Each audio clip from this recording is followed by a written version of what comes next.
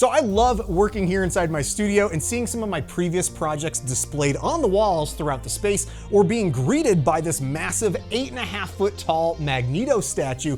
However, in today's video, we're gonna be working on a new project that we're actually gonna be installing directly into the ceiling. Now, the project I have in mind, I've actually seen some variations of this over the past few years online, but what's really cool about it is it's gonna replace one of these drop ceiling tiles that I have, and it should hopefully appear like it's bursting out of the ceiling. Now, I'm clearly someone that's older and grown up in the 90s and a huge fan of the Ridley Scott Alien movies, and so I'm gonna be installing an alien Xenomorph coming out of the ceiling where it looks like it's coming out of a vent. And for the 3D printable files, I reached out to my buddy Nikko over at Nikko Industries to see if he could help me design a set of files that look like we have an alien bursting through the ceiling. And Nikko's files are crazy detailed and are gonna look amazing 3D printed.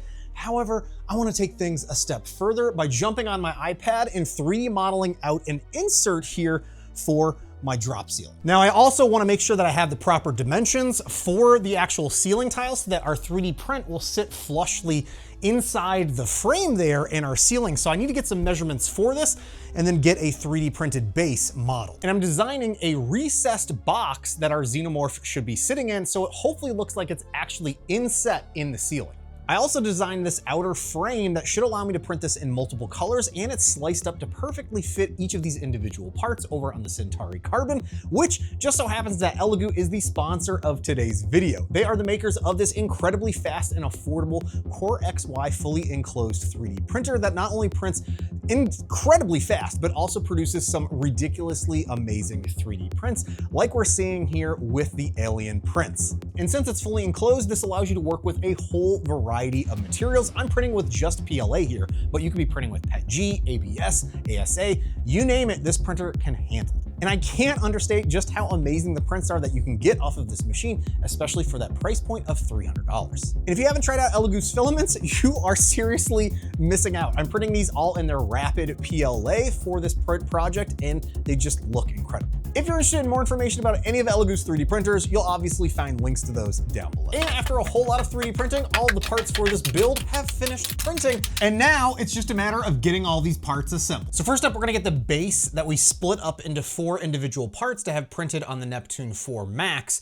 And I ended up going into the slicer, Elegoo slicer. This is available in Orca Slicer or Bamboo Studio as well. When you end up cutting up a part there inside the slicer, it gives you the options to add these little connection joints here. So I ended up using, I think it's the, not dovetail, it's the little pins here that I can insert into the openings of each other, allowing you to snap these 2 pieces together. Unfortunately, the lower halves here were too thin for me to insert any of those in there, so we're just gonna have to 3D gloop and maybe use a 3D pen to weld these together. Now, once I have my 2 halves that I put together, I should be able to snap these into one larger print.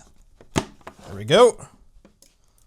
There we go. We now have one big, large square that we can work with. Now it's just a matter of filling all of those little seams. So here again is the large 3D printed base that's gonna go inside the drop ceiling that we've got more or less glued and welded together now. It's not exactly the cleanest job ever, but that's actually okay because I'm planning on going a really low-tech method for covering that all up with this black poster board. And it just so happens that the poster board fits perfectly from edge to edge on the inside of the frame. That means I just need to mark and trim off this end. I'm also gonna brush on a very thin coat of this clear Gorilla Clear Grip directly on the base and then set the paper on top of it. This should hopefully allow everything to bond together really nice and securely here with the paper to the 3D printed base. Now, I wasn't 100% sure how brushing the clear Gorilla contact adhesive on with a paintbrush directly onto the 3D print would work, but it surprisingly went on very smoothly and was able to get this piece of paper glued on, and it looks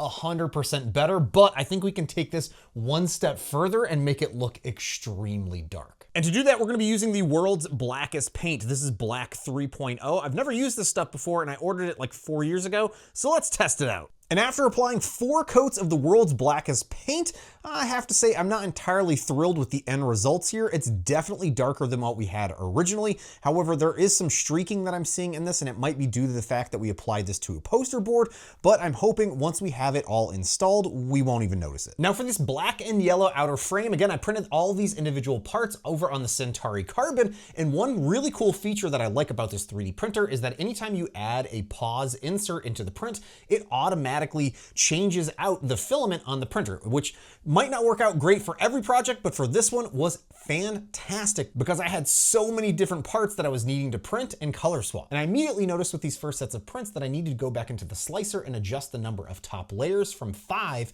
to 8 so that we weren't seeing the infill pattern through the yellow portion of the prints. I also went back through with my 3D pen and soldering iron on the back side of each of those individual seams to further help reinforce each of those connections. What's also really awesome about this is you can't really see the seams with how I had those positioned unless you decide to look really closely there. And we now have a really sturdy outer frame. However, this is way too clean for my needs, so I'm gonna go through the process of grunging this up. Basically, anytime that you're painting or adding any weathering, you wanna be building up the color. So I'm just kind of griming this up.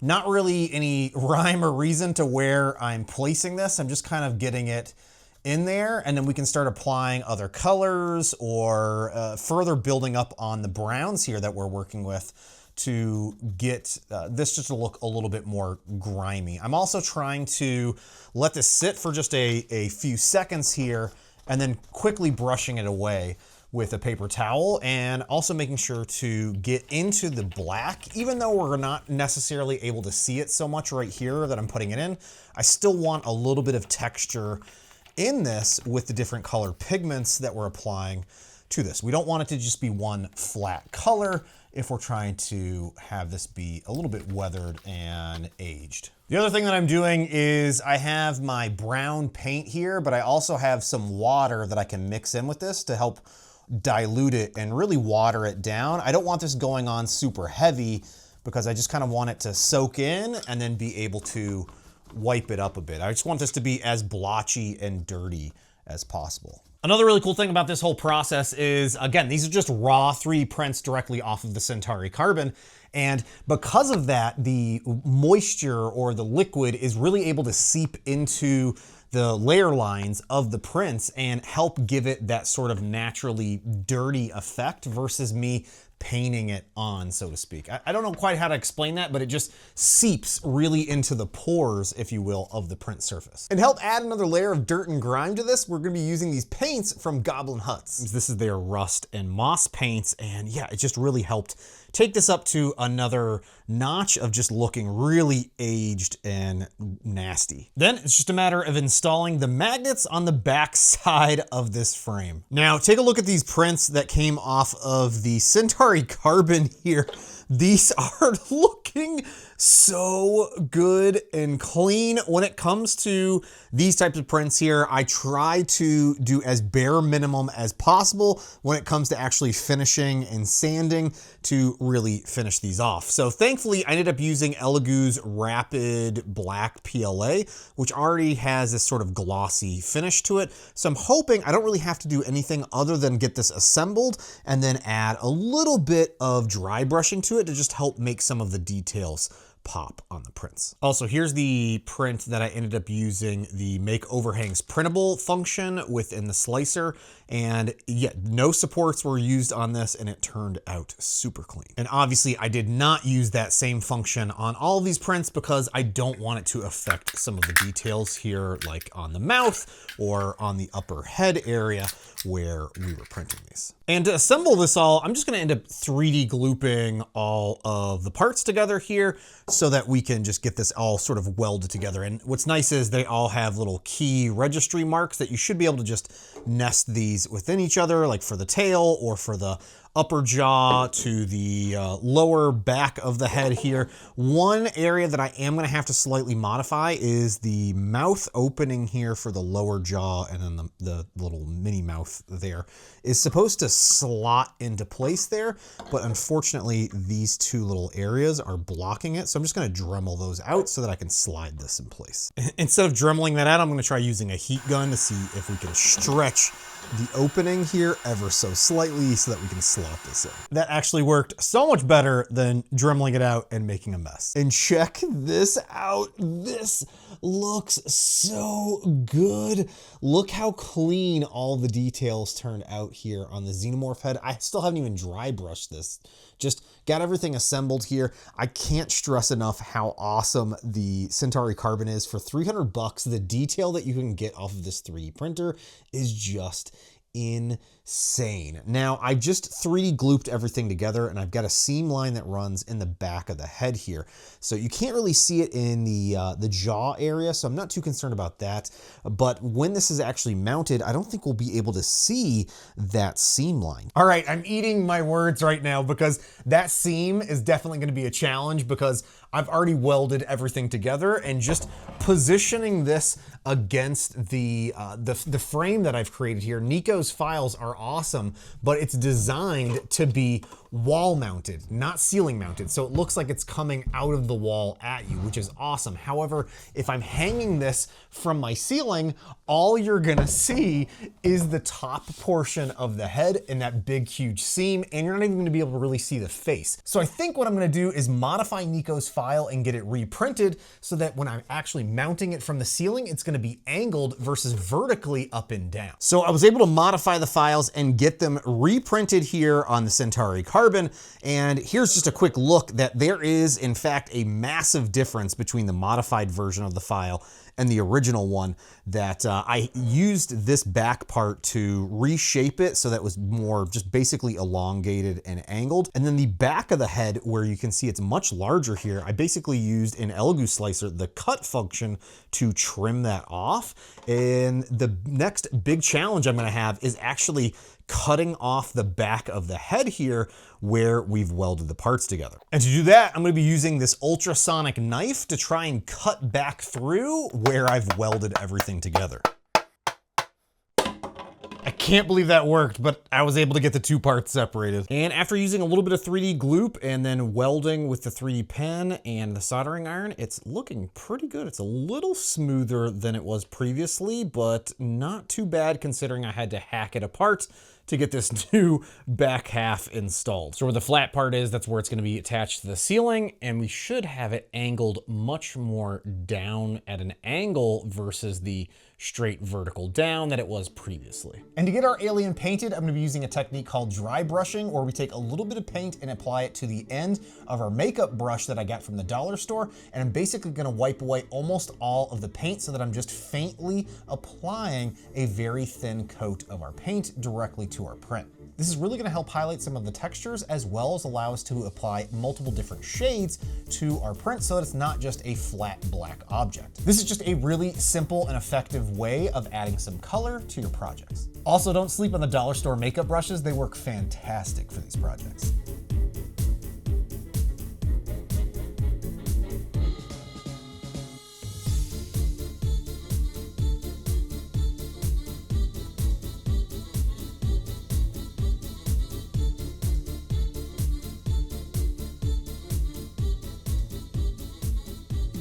And now that we've finished with all the printing and assembling and painting, we can finally focus on getting it installed in the ceiling. Now, I probably should have double checked that everything fits properly before we get to this point, but here we are. So fingers crossed this all fits correctly in here. Oh my goodness, I think it's gonna be a perfect fit.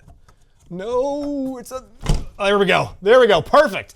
It fits. And actually with this, just looking at this now, you really can't see the streaks with the black paint there, which looks pretty good, honestly. And let's double check that the magnetic frame is actually magnetically attaching here. Oh my gosh, that is near perfect. Holy smokes, that works so well. And since the head is the heaviest part of this whole entire thing, I wanted to make sure that it was really secured nice to the base. So I'm removing some of the paper by just tracing the interior and exterior of the head, and then I'm gonna 3D gloop it and weld it to that interior base. All right, let's give it a test. Oh my gosh, I'm so nervous about this. Oh, I think it's on there pretty good. All right, let's try to get this installed very carefully here. All right, let's install this magnetic outer frame. Next, it's good. And I'm just gonna use some super glue plus the 3D pen to get the hands secured in place. This turned out so much better than I could have ever imagined. I can't believe how absolutely awesome this looks fully installed up in the ceiling. Everything's nice and secured in place, and it just looks incredible, popping right out as if it was coming out of a vent off of one of those ships. Also, I don't know if you noticed, but there was zero sanding involved with this project. There was no filler primer, nothing like that. It was just straight up 3D printing, assembling, painting, and getting it installed, and the end results look incredible. So not only now when you walk in are you greeted by this Magneto statue, but you also have to deal with this Xenomorph that looks like it's ready to attack. And this project was a massive undertaking, from all of the 3D printing that we had to do over at the Centauri Carbon to getting this actually finished and installed, but it was well worth it for these end results that we see here. If you're interested in printing one of these for yourself, I'll have links to Nikko's files down below. I also want to say a huge thank you to all my Patreon supporters for your continued support. If you're interested in things like my 3D printer settings that I use for my 3D printers, you can find those over in my Patreon. And let me know in the comments down below what you think of this massive alien statue and what you would have done differently. Hey, thanks so much for watching, you all, and I'll see you next time. Bye now. I don't even have a tripod tall enough to like get eye level with the statue up here. It's like such an awkward thing to try and record with this being in the ceiling, but it just looks so cool just walking around and looking at it here.